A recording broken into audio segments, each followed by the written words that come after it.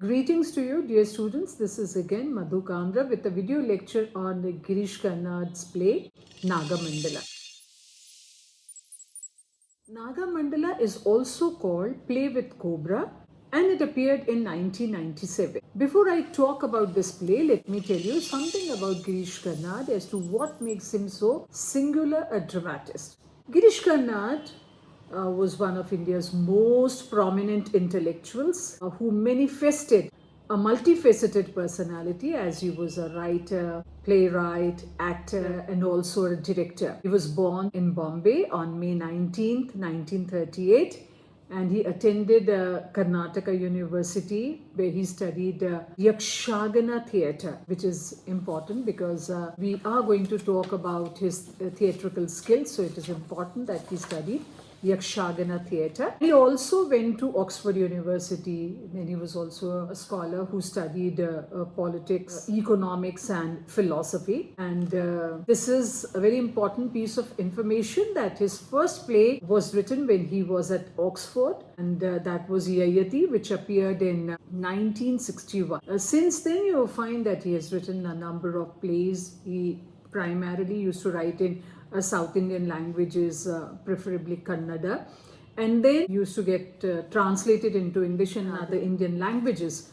Now, one thing very important about Karnad is that often he did his translations himself, and you also find that he made a venture into the film world, that is your Bollywood, and this was initiated in the year 1970 with Samskara, which won him the Golden Lotus Award, and later he also got National Award for Kannada cinema. Now let us see what are his insignias. Of his achievements, you'll find that he was awarded the Padma Shri in 1974 and a Padma Bhushan for his contributions to arts in 1992. He also won the Gyanpith Award in 1998. And late in the 90s and 2000s, later you'll find that he also received some awards.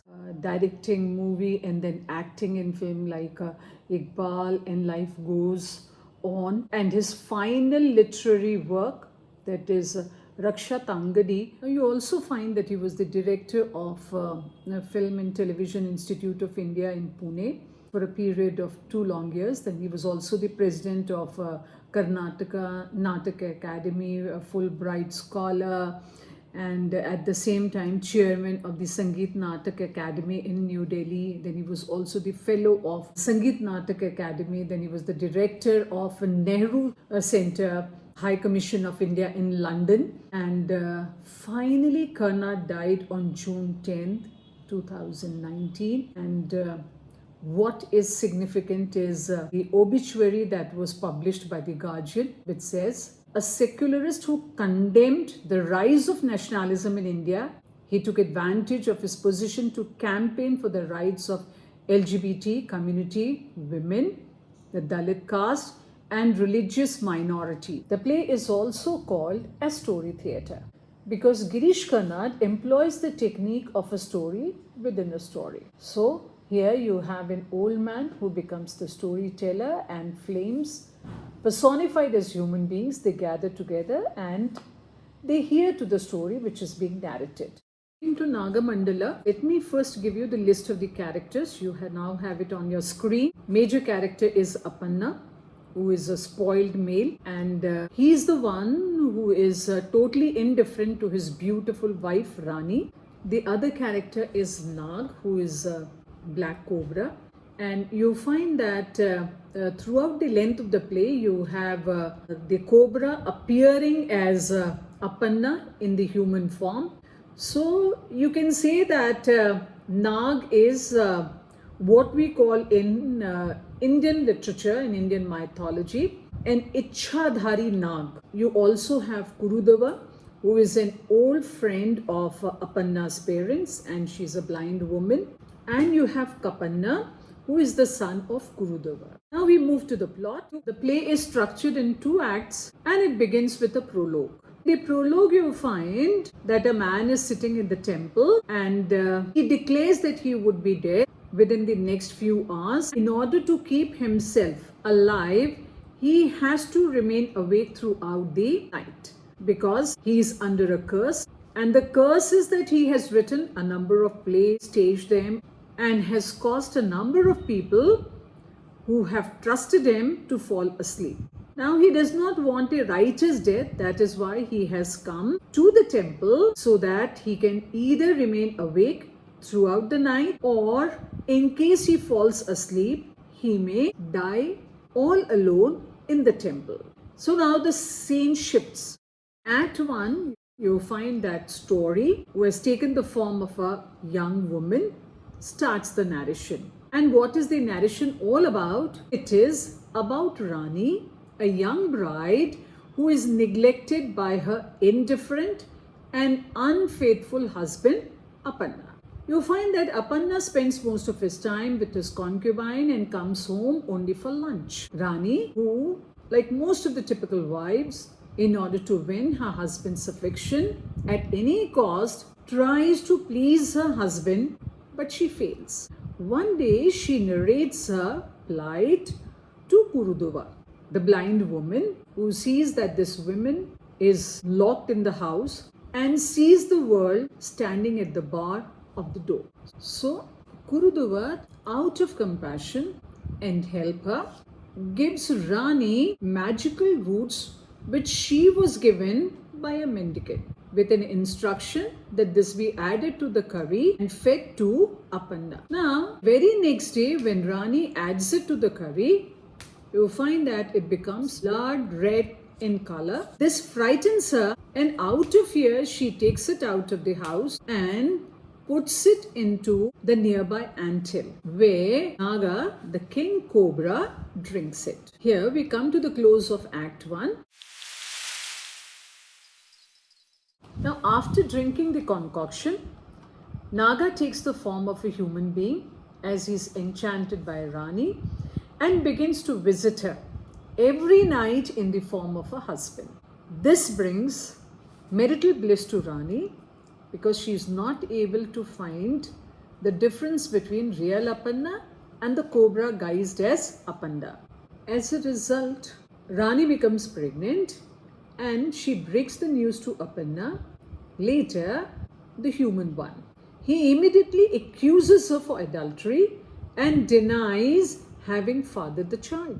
To solve this problem, the issue is referred to the village panchayat, where you find it is decided that the chastity of Rani would be proved only through an ordeal.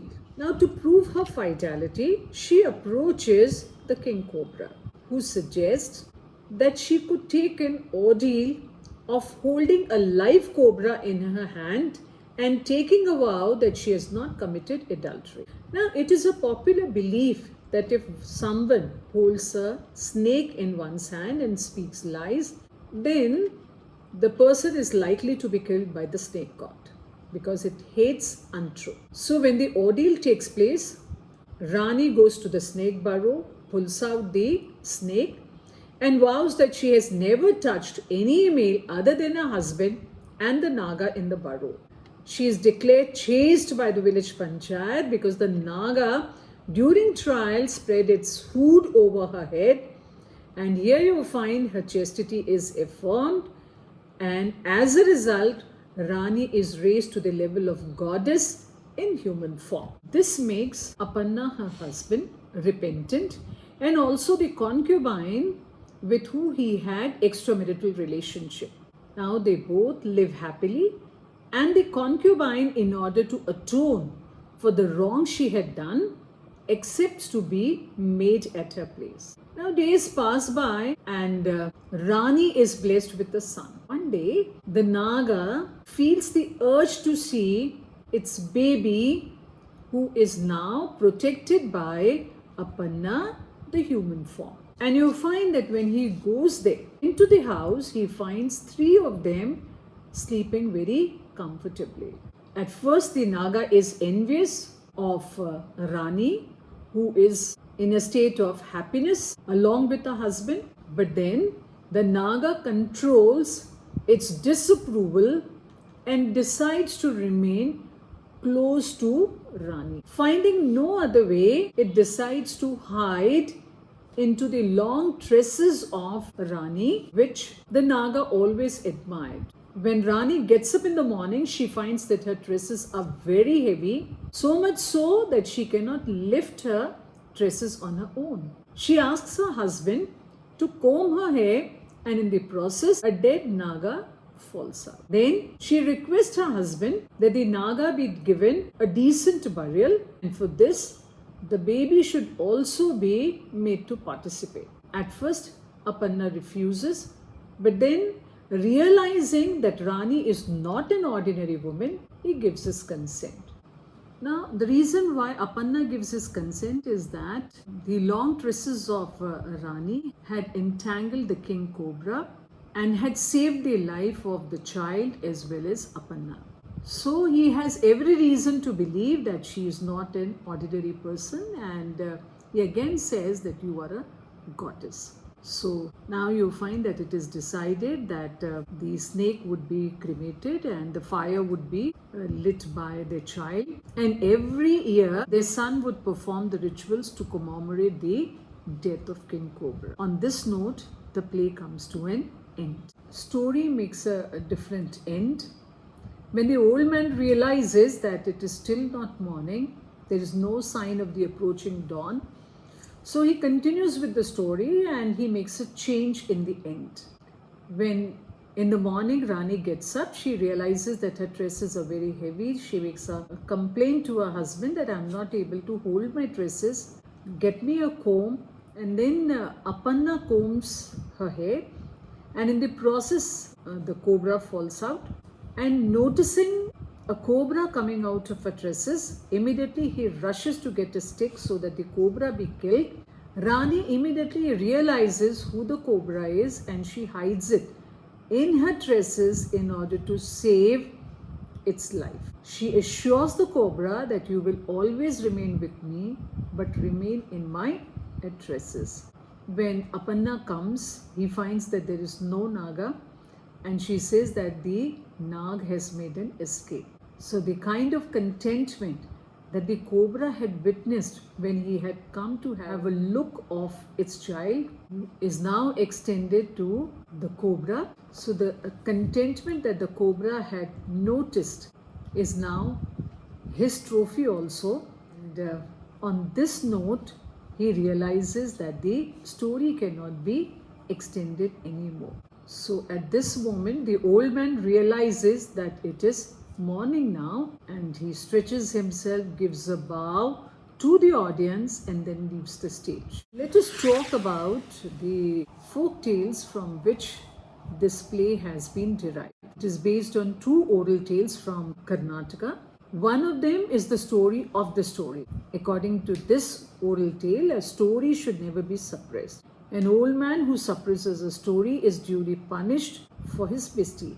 So one day, as he lay snoring, the story escaped and assumed the form of a young woman and created a tiff between its captor, the old man, and his wife. So this folktale suggests that a suppressed story is likely to generate another. Now, the second folk story is very important because the Naga here is a folk character and has the ability to change his form by assuming human shape. In this guise, he woos and wins Rani, but then what kind of a relationship the Naga has with Rani? So there are sexual explorations of Rani. Should this be regarded as scandalous, or should Rani be labeled as adulterous woman, or because of her innocence be rightly accepted as women of righteousness? Now, Hindu mythologies and such folk narratives where you find that the sun, the wind and other celestial creatures have sexual encounters with respectable women. For example, you have the birth of Karna in the Mahabharata.